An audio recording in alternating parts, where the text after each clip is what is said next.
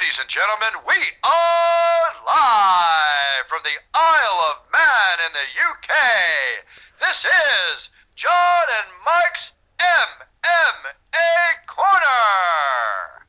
Enson Inoue, as always, for me, I won't lie, it is awesome to speak to you again. You know, I'm original little fanboy of MMA, so every time I get to speak to people like yourself, it is awesome. So thank you very much.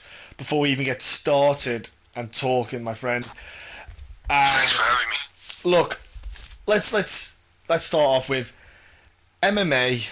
Let's go back to the 90s, okay? When it all started kicking off. How did you then find out about MMA? What path led you to MMA? Let's start off with the very beginning. Well, my first introduction to anything like MMA was Gracie Jiu-Jitsu. There was a Gracie Jiu-Jitsu course in my college, and I was always in Hawaii. We get into a lot of street fights, so always trying to defend ourselves. Of course, at that time, I had no idea that there was actually going to be a sport called MMA, but at the time, it was just about to defend ourselves, and it's the first time I've ever got introduced to any type of ground grappling.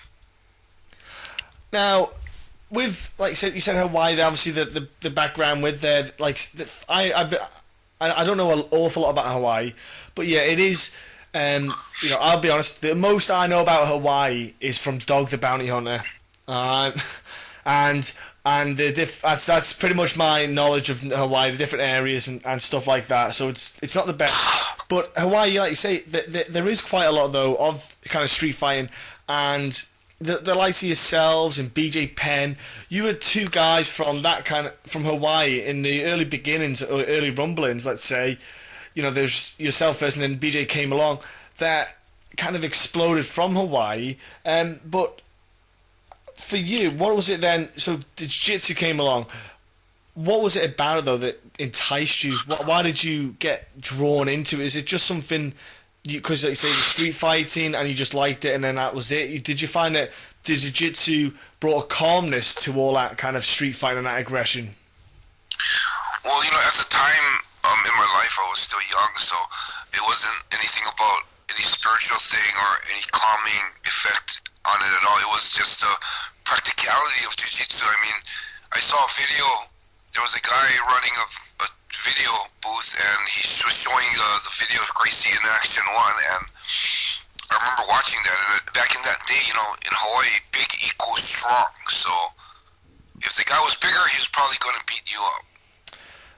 And when I saw the last fight on the video, Hickson versus Zulu, it was obvious Zulu was a lot bigger than Hickson. So yeah. I stood there watching, saying, okay, this will be interesting. See if this little guy can beat this big guy. And he did, and that's when I had to go a step further and say, hey, wait a minute, I got to check this thing out. So I went and joined the class, and of course it was a first basic introductory class, so there was only like self-defense stuff, not stuff that I was looking for. And at the time there was a young, a small black belt from Brazil named Romero, and he was there, and I asked to roll with him after the class, and he twisted me, choked me, did whatever he wanted to, and that was pretty life-changing for me, because I always thought I was a stronger guy. I never lost a street fight until that day, and thought that I knew how to fight, and that got me hooked. I was hooked on Gracie Jiu-Jitsu after that. I admit that is a humbling experience. I've experienced it myself. When you know zero jiu-jitsu and you roll with someone for the first time, it is a life-changing experience. You realise how small of a human being you are in that moment. You realise that I literally have no way of stopping someone else doing what they want to do to me. Yeah, and I mean, and it was so new that it was uncomprehendable that a little guy like Romero was that would even have any type of advantage on me, whether it's on the ground or standing, you know. And the funny thing is, whenever you go through a situation like that, there's two ways that you can take it. You can say, hey, screw that ground shit is bullshit, and I'll never go to the ground, and you can go that direction, or you can be real and look and say, hey, wait a minute, man, if I ever met this guy on the beach and we'd gone into a fight, I would have had my ass, you know. So I'd rather be real about it and be safe, you know. I agree with you on that. Now, what I find is you went obviously with this kind of pathway. You ended up in Japan doing the Vale Tudo tournaments. How did you end up in Japan then? Because obviously you're living in Hawaii. How was it you end up going away to Japan when there was? I would have thought there would be fights available for you closer to home. Well, I didn't go to. Well, when I went to when I was living in Hawaii at the time, there was really no fights. There was a famous boxer, Jesus Salud. He was ending his career. Then there was a kickboxer, Dennis Alexio. He was doing some fights, but still the opportunity to actually get in the ring and fight was very, very, very minimal. And to tell you the truth, when I was in Hawaii, I never thought of getting into the ring and fighting. I always thought of training to fight just to defend myself in the streets. Even when I did Gracie Jiu-Jitsu, I never imagined going into the ring. The reason why I went to Japan was because I had an opportunity to play racquetball, and I took that opportunity. And the reason why I extended my stay after the racquetball tournament was because I wanted to learn the language. Because, in Hawaii, there's a lot of Japanese tourists, so if you can learn Japanese and speak English, you can get a better job in Hawaii. So the reason why I decided to stay in Japan a little longer than I wanted to was because I wanted to learn the language. Nice. Do you know what? For a young man, you were a very smart man then, weren't you? You were kind of putting your future ahead of yourself. So then you end up staying in Japan. I imagine from not just learning the language, you started to fall in love with the country. Oh yeah, for sure. Yeah, the country, just the people, the politeness. I always had a problem in Hawaii to getting into street fights. Eventually anticipating jail because of my aggressiveness on the streets, and Japan gave me a very good outlet where people were very peaceful here, non-controversial, and street fights were almost unheard of here, so it helped me. Now, let's go forward then to, because you fought, I have to say, fighting Frank Shamrock. Let's go to that fight there, because Frank Shamrock himself, at the time, his brother Ken was potentially going to be the biggest star. It was the biggest star. Frank was he was the first UFC middleweight champ, but he was a freak athlete. I always thought Frank was potentially, in my opinion, was a better fighter than Ken. When you went up against Frank, did you know much about Frank himself, or did you just know more of his brother? Well, I've heard of both of them. As you know, back in that day, Pancras was also a very big association in Japan, and we followed them because they had very good fighters there. And I know Frank and Ken from Pancras, watched them on Pancras, and I pretty much knew that I was going to be in for a war, and I was ready to, kill or be killed. Now, when that fight happened, after I suppose you could say your biggest, let's say, moment or turning point in your career, it had to be probably, I would imagine, would be the Couture fight, the Randy Couture fight. Like you say, they call him Captain America or whatever you want to call him, Mr. America. You got that first round armbar on Randy, and it kind of, everyone kind of stood up and it was like, hang on a minute, that was awesome. When you got that win, did you notice things changing for yourself in the kind of momentum? Because you were fighting you did fight in the UFC the year before that, and you beat a guy who also had a lot of backing in himself in Royce, Alger, and sadly though you got the win, but you couldn't carry on in the tournament. What happened in that fight though? Did you get what kind of knock or injury did you have that meant you couldn't carry on? Well, when I went to the fight, as you know, in your face there's a very thin plate of bone that holds the air into your face. So I think they call it an orbital fracture. I had a very slight, small orbital fracture that I never heard of. Went into the locker room. I was fine. I actually suffered no damage, and went in the back and blew my nose, and my eye swelled up.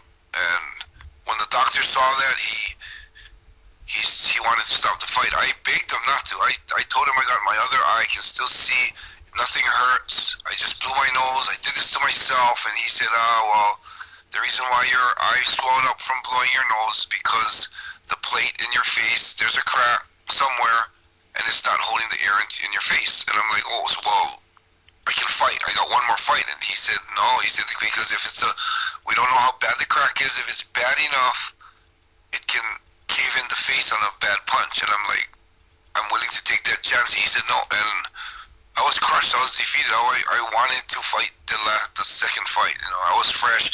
Guy Menser had a hard fight against Leninger. I felt that I had an upper hand. I felt I was a better fighter. And unfortunately, the doctor stopped it.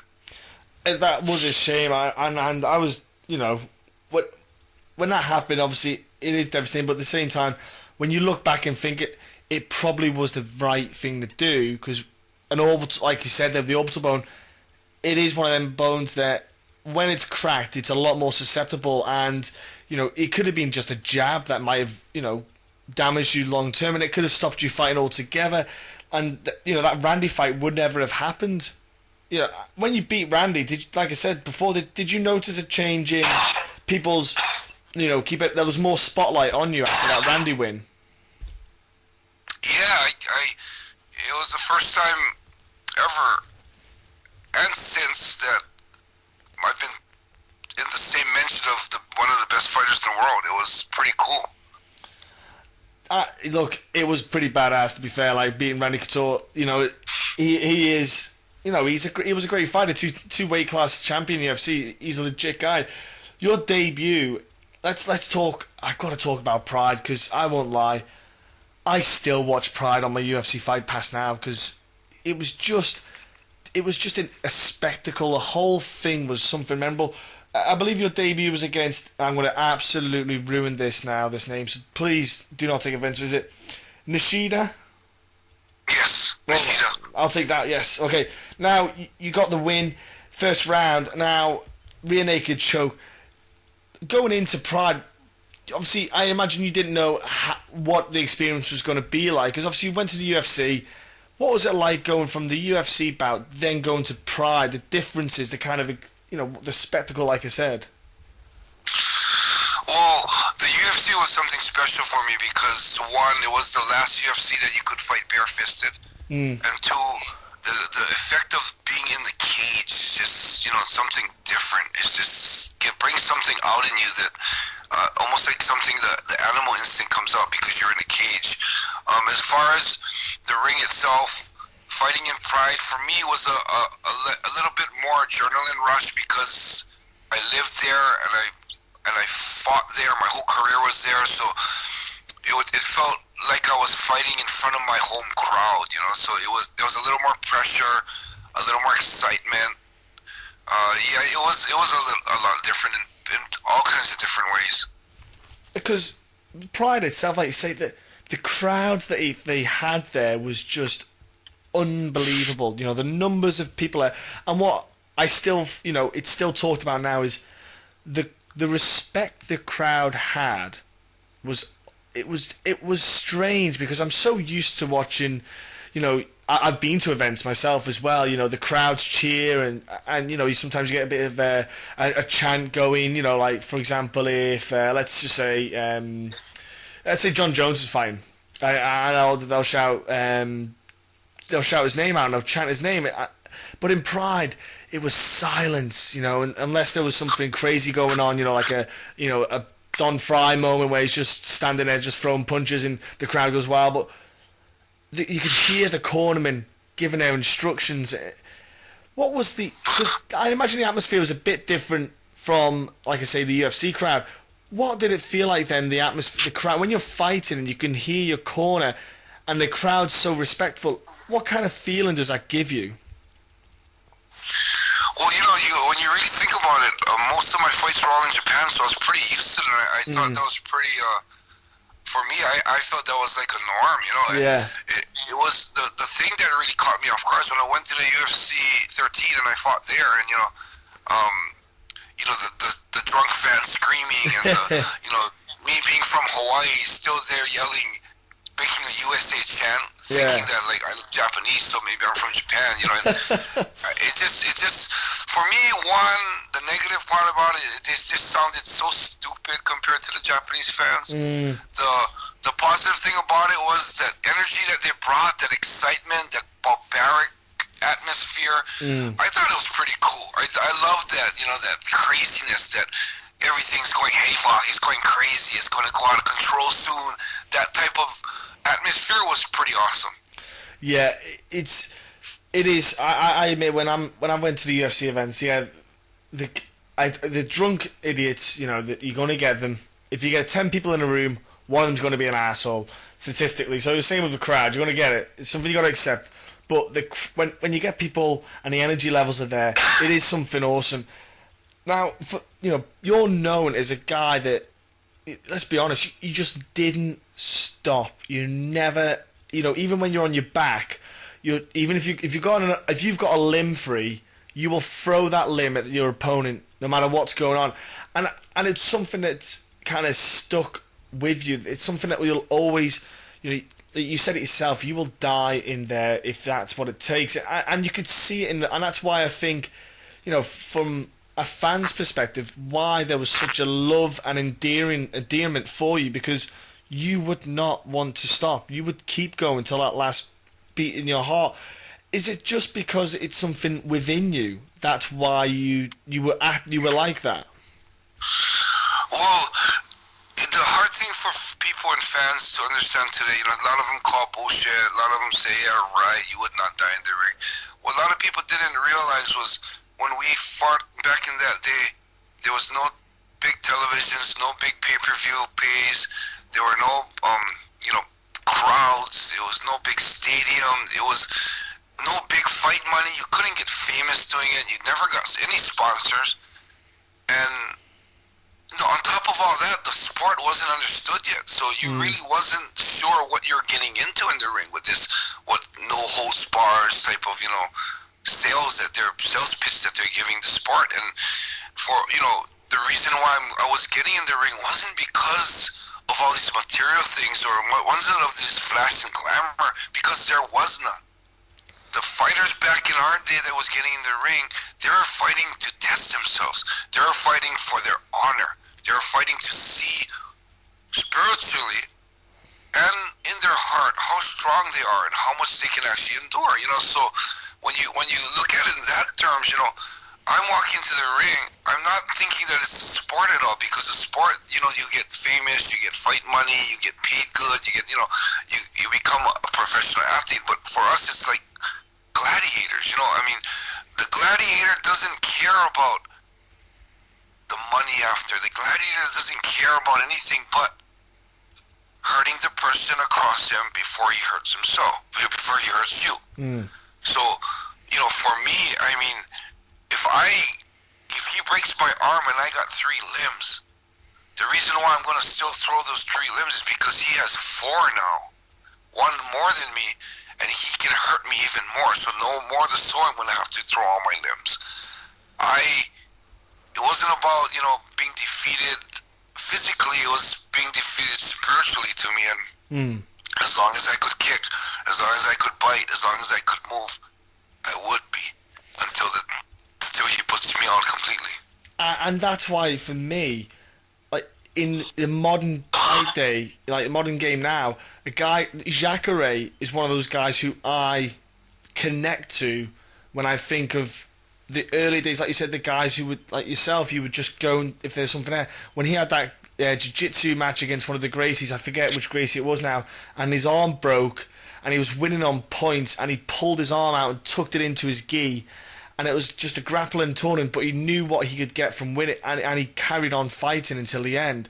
That was just, and when he came into the MMA scene, I was like, look, that is a guy, you've got to, he will go all the way in a fight to win, and that's something that, I'm not saying it's missing from this day and age, but I feel that some fighters these days, they're a lot more strategical than they are more just going out, like you said, to test themselves and put themselves out there. Well, it's everything's just changed. It's become a sport. It's just become a sport. So, I'm not saying that the fighters today aren't as tough. The fighters today don't have the right mentality as a fighter. The fighters today are just having the mentality that they have been brought up in. Yeah. And it's to win fights, to get the win bonus, to get the sponsor, to get famous, to get big, to make the money, to raise your family. You know, it's a whole different level of perspective. So, you know, it's just everything's changing. What I noticed the other day is not only have the fighters changed in the way they fight and the way they put themselves on the line, so have the promoters. You know, I mean, you're looking at some of these matchmaking they have nowadays, the rematches they're having, why they're not having certain rematches. It's not about the fighters. It's not about what fighter deserves this fight. It's not about what fighter is the best in line for this fight. It's who's going to sell tickets. Yeah. It's who's going to make money. And as much as the fighters are fighting for money now and fighting for money and fame, the promotions are not for the fighting and the fighters. The promotions are also there for the money. So, you know, it's a hypocritical thing because I'm really kind of disappointed that the fighters have changed their way of thinking from the warrior attitude to the sportsman attitude. I'm also disappointed in the promoters not promoting MMA because it's a beautiful sport, but because, you know, it's a martial art. It's more because it's a sport to make money. Yeah. But on the other hand, if they didn't promote it like that, if the fighters didn't change the mentality, it wouldn't be such a mainstream sport that it is today. So I'm hypocritical on that stance. It is a double-edged sword. You've got to give something to get something. It is very tough. I admit as well.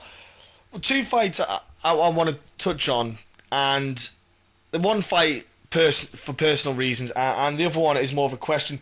Now, the one fight, the Mark Kerr fight, was, I think that fight for me was a moment that when I truly became a huge fan of yourself, in the sense of when he had that key lock on you, or what's the other terminology for it? The catch wrestling term, not key lock. I'm going to forget now. Sorry, but when he had the key lock on, and you just all you did was kept punching him.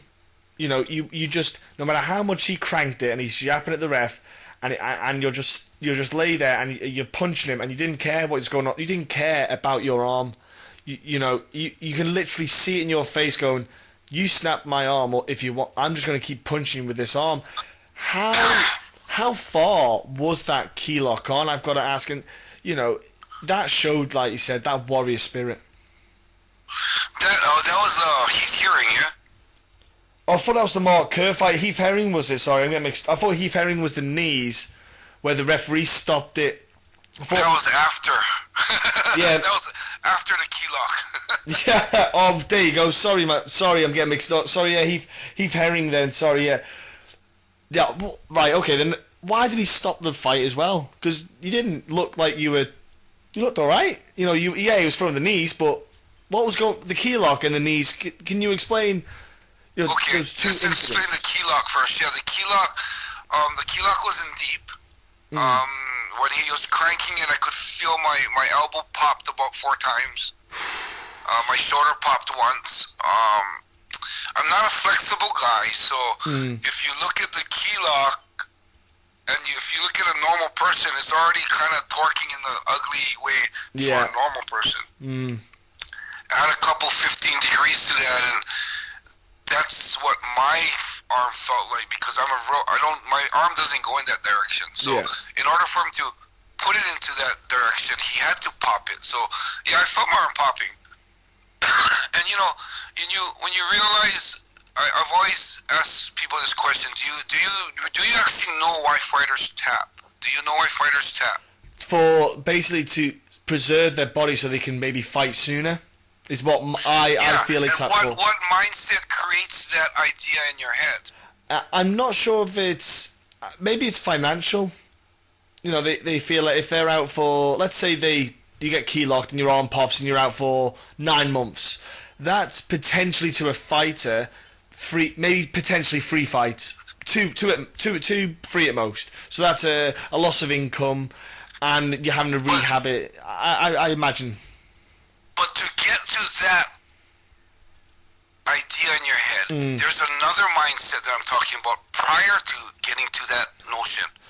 I imagine it's... What I'm talking about is what the reason why fighters tap is because they anticipate what they think is going to happen to them. Yeah.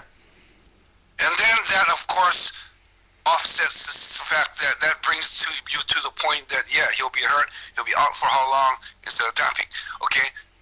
So, anticipating what is going to happen to you. There's two ways that you can do. You can anticipate a good outcome, you can anticipate a bad outcome. The focus that you have in the fight will create what you anticipate. So I've been training 3 months for that fight. I've been training hard. I've been training ready to die. And I was in a key lock, and I was so focused on getting out. When I heard my arm parking, I was so focused on letting hearing know that my arm popped, and I don't give a shit. And that destroys fighters sometimes. Yeah. You looked at it, you saw him. He looked at the ref, and he told the ref, his arm is popping, his arm is popping. Oh, come on. He doesn't care about my arm. No. He wants out of the fight. And when I saw that happening, I said, he's not as strong as he tries to act. Yeah. Why would he care if my arm is popping? He doesn't want to pop my arm. No, he wants to be out of the fight. And when I heard that, I was even more focused, thinking, okay, I'm gonna hit him on the head now. Hit him on the head with my other arm. Show him that I don't care. He looked at me and says, "Your arm's popping. I'm going to break your arm." And I looked right back at him. I said, "Hey, dude, if you can break it, go right ahead and break it." And, that was the conversation me and Heath had in that fight. And, it's just the focus that I was on. It wasn't an option to tap. It wasn't something that, if I had the option, if my focus broke and I thought, I'm either going to break my arm or I'm going to tap, I'll tap. But my focus was so strong. He's either going to break my arm or I got to get the fuck out of here. Yeah. And my mind, my focus was on getting out of here, somehow letting him know that he ain't hurting me. Maybe he'll give up on the arm like he did. And, try and focus into that section. That's just a focus that I had, and, that's what it comes down to. Every fighter taps because of what they anticipate, of what they think is going to happen. Fighters tap from chokes because they anticipate that they're going to go to sleep. You see fighters get their hand ready to tap because they're anticipating, yes. Okay, I'll tap right about now. Yeah. They're anticipating what they think is going to happen. And that, if you have a strong focus and you've developed that concentration and that focus through your training, that will never waver in you. Holly Holm. Yeah. Was just thinking about getting out. She was thinking about getting out. Yeah, till the last second. She was still, and you got Conor McGregor on the other hand. Yeah. He was already getting the chokes in, and what else was in his eye? Not getting out, not getting back up, but going to sleep. Yeah. And say, okay, I don't want to go to sleep. And he tapped. His focus just changed. That's all it is, man. That's why fighters tap. And the reason why I didn't was because my focus was still in the game and my focus was strong. As far as the reason why they stopped the fight, the knees, if you notice the fight, if you watch it in the beginning, I had a pink eye in both eyes. Right. I had an infection in one eye, and from rubbing one eye to the other, I had pink eye in both eyes. Ow. So I couldn't see. And when they first announced the fight and that we went in the ring and they lit up the ring, you could see me squinting because the bright light was like burning my eyes. So when I didn't want them to stop the fight, so I hid the pink eyes from them. I skipped all the room meetings, I skipped all the photo shoots, and the only thing I had to go to was the doctor's check. In the doctor's check, I thought I got away, but apparently Nakamura, the head doctor, noticed I had pink eye, notified the officials, and Pride, man, it's all about the fight, it's not about anything else but the fight, so they're like, okay, keep it quiet. don't know when he has pink eye. I mean, it's not dangerous for me. It's not good for hearing because it's very highly contagious. But they were like, no, okay, keep it quiet. And they apparently informed the ref that I'm not in good condition to fight, so that any sign of trouble, stop the fight. And that's where they stopped it on the knees. Yeah, because I was confused when that happened. Because firstly, the key lock, I was kind of that moment. I was inspired watching it. I was just like, the dude's not tapping. I was like, the dude is just.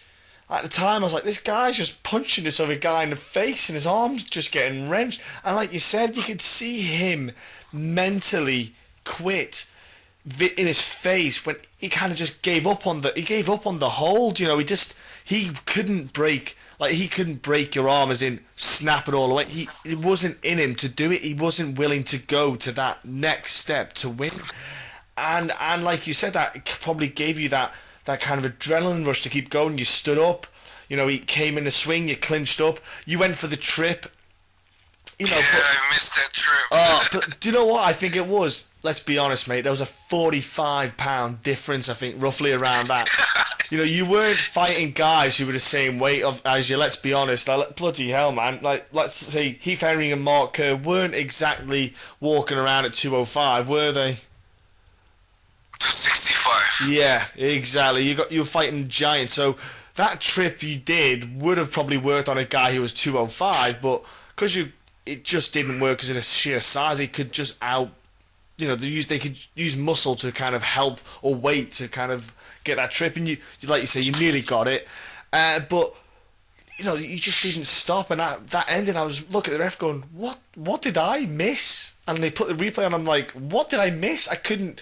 I think even Bass was probably going, I don't know what's going on. Bass was confused, but sorry. Like I said, and the other fight was that Mark Kerr fight. You know, the Mark Kerr won a decision, but you know, that was another fight that you just didn't stop. You know, Mark Kerr, you know, very good grappler. You know, he was a very good wrestler. Every time, you know, he was on top, you could just see you wanting to constantly fight. And what was great about the Pride rules was they would score the fight on the whole fight, and especially it wasn't the first 10-minute rounds. It was after that, and that's what I loved about the way Pride do judging. And I wish that would be incorporated more into what's going on these days with the judging rules. That Mark Kerr fight, you know, you were a great example of don't stop until that whistle goes, and you just didn't stop. You know, you kept going because there's always a chance that something could have happened. But it was just, again, for me, watching that fight, it was just inspiring. That's awesome to hear, man.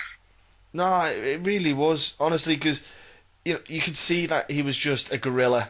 I'll be honest, like Mark Kerr, he was like an action figure, you know, like kind of like, you know, the late great Kevin Randleman, who we sadly lost, you know, and you know, when you see those guys, but then you watch yourself, you can just see this guy in yourself who just kept going, and I think you didn't realize at the time what you were doing, but the amount of people you touched and inspired then in those days watching those fights, there's guys in the cage now because of it. Yeah, I hear that a lot, and it makes everything so worthwhile. Did you realise what effect you were having in Hawaii, not just Hawaii obviously, and Japan, with what you were doing? Was it kind of obvious at the time, or did it take a few years for it to sink in, or maybe kind of, you know, eventually come around to going, oh, that you're in because you do this because of me, you know? Was it occurring to you at the time? Not at all, man. These things, even still today, it's hitting me, you know. I mean, at the time especially, I had no clue. You know, it wasn't for the fans. It wasn't to inspire people. It was just the way I fought. It's just the mentality I had, the warrior spirit that I had, and the warrior spirit I wanted to test. I mean, still, even till today, you know, I mean, when I was in Pride, I always looked at that guy, Rampage Jackson, saying, damn, I wouldn't mind fighting that guy one day because he had a real good fight style. And then one day in the bar, he comes and goes, hey, man, you know, I started MMA because one of my Chinese friends showed me MMA and we watched your fight. And I was like, holy shit, Rampage Jackson just... Well, okay, I don't want to fight Rampage now. I like that guy now. And mean, even still, you know, like Forrest Griffin came up and said hi to me when we're in Japan and I'm walking around the arena. There's a big crowd following a guy around, and I'm like, the crowd's coming our way, and boom, the crowd comes out up to me, and George St. Pierre comes out. Hey man, I want to shake your hand. And he came and shook my hand. I'm like, whoa, George St. Pierre wanted to shake my hand, and even till like the last, I think about a year ago when I was in Vegas, I went to a press conference, and we're standing in the back just hanging out, and Nick Diaz comes up and goes, hey sir, how you doing? Nice to meet you, sir, and shook my hand, and I'm like, wow. I've had an impact in different ways that I didn't really realize I did. That's the thing. I don't think like yourself, and obviously there's multiple fighters in the early days. Like I say, I call pioneers that touch people without them even realizing. Like you say, we weren't just because, like for example, you lost that fight to Mark Kerr, but you don't realize that you didn't lose in our eyes. That there was something that you did in that fight that touched everyone. And like say, Nick Diaz, like he's a guy that Nick and Nate, they're an example of what a fighter should be. They don't care who it is, where it is. They will literally stand outside in the parking lot and fight you if it's on. And they are kind of the modern day old school fighters. Like, yeah, for sure. Respect to those two guys. Yeah, I love the Diaz brothers. Honestly, there's just a rawness and a passion about them that some people just don't understand. That they're real fighters.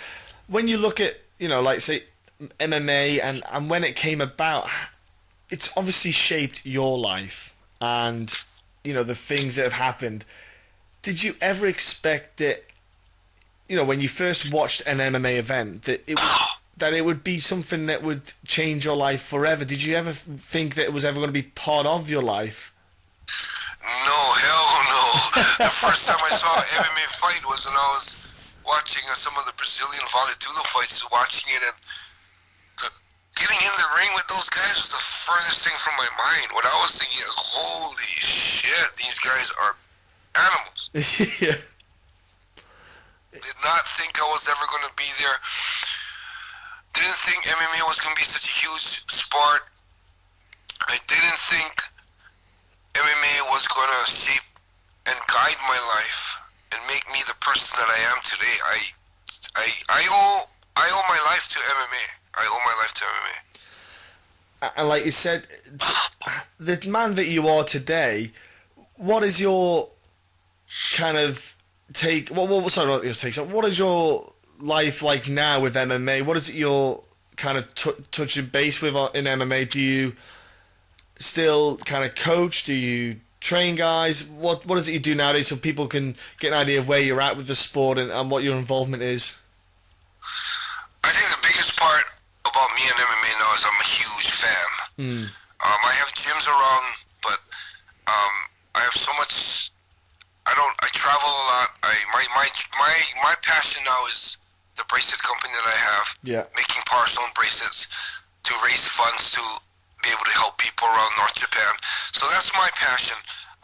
As far as MMA, I'll coach my girlfriend. She's starting up in the fight world right now.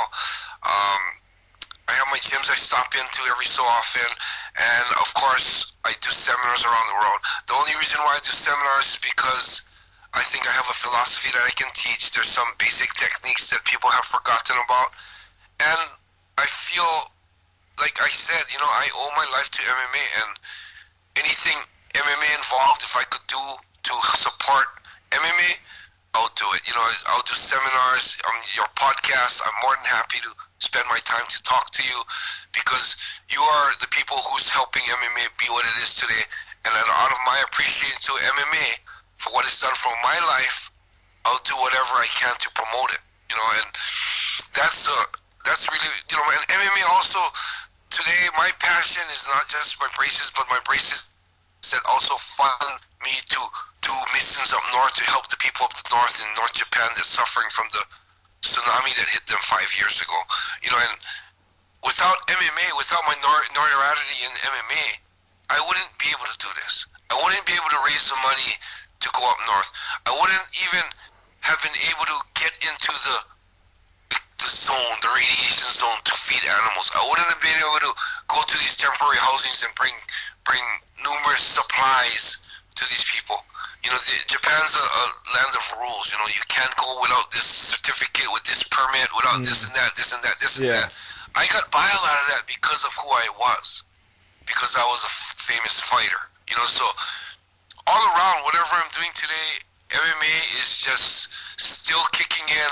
MMA is still helping me with my life today, and I owe my life to MMA. And that's the thing, you're doing things that, you know, are helping people, and like I said, that notoriety, like Justin Wren, you know, Justin Wren, who's helping the pygmies with the water. He's using his MMA career now as well as to help his kind of cause.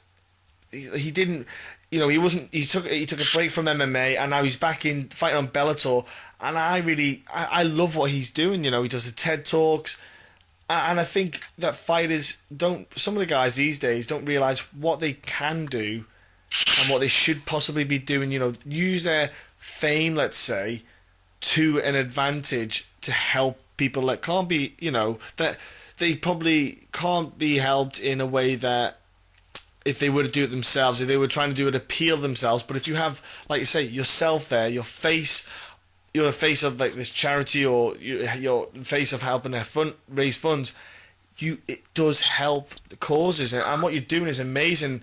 And look, your company, how do people go to get these bracelets or inquire about it, just, you know, so they can maybe help out? I have a website. It's called destinyforever.com, and if you just go on destinyforever.com, it'll have the site on the shop, the bracelets. It also has a media section of all different podcasts, interviews, fights that I've been in. It also has the missions. It's called the Yamato Damashi missions.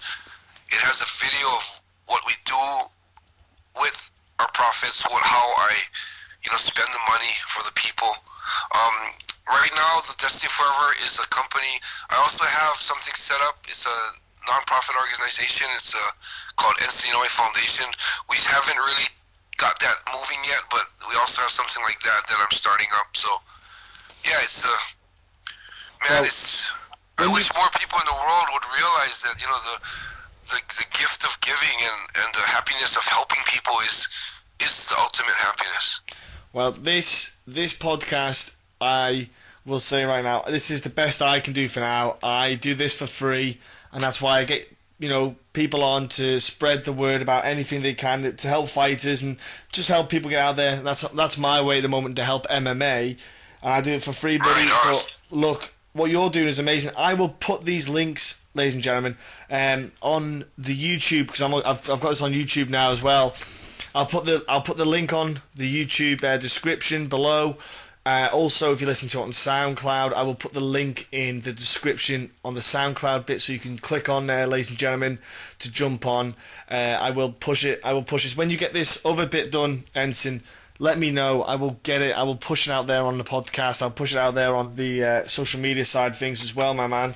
Look, thank you, man. It's a pleasure. Before I let you shoot off, though, what's your social media so people can jump on and, you know, give you a follow, man? I'm on Facebook. I'm on Instagram. I'm on Twitter. So I'm on my real name, Enson Inoue. So I will again put the links up for all that stuff as well on the YouTube and SoundCloud descriptions. Again, jump on, give him a follow. This dude is a legend, in my opinion. He is a pioneer. This is why he is on for the 100th, because he is someone I think that you need to all go on and watch his fights and be inspired, even if you're not going to compete, but just get inspired by his passion and also his never die attitude. You know, it's something that you can take not just into fighting but into life. You know, his mindset, and you can take that into your life, ladies and gentlemen. Enson, like I said at the start, it's a pleasure. I want to thank you 1,000 times, 1,000,000 times if I can. It's always great to speak to you, and just have thank you, man. Honestly, I want you to have a great. I hope these I hope this site that you're setting up now is going to go very well as a non-profit organisation. Hope it goes absolutely amazing for you.